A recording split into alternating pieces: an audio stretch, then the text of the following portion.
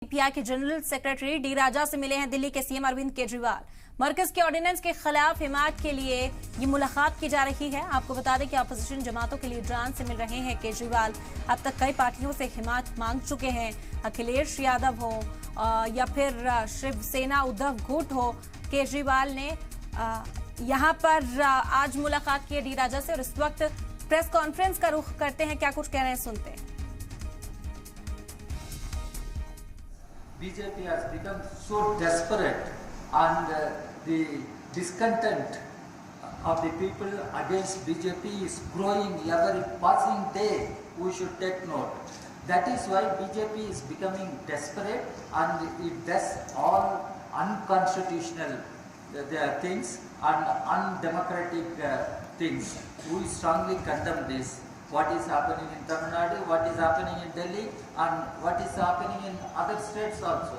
And we appeal to all secular democratic forces, parties to come together and fight together in order to stop this outrageous attack on constitution, democracy by BJP.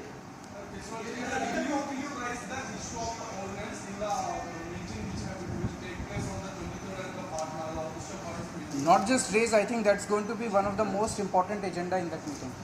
Thank you. Okay. Thank you, friend. Thank you very much. Thank you very much. CPI के general secretary D राजा से अरविंद केजरीवाल की मुलाकात हुई, जिसके बाद इस press conference को खिताब करते हुए हिमायत देने का ऐलान कर दिया है।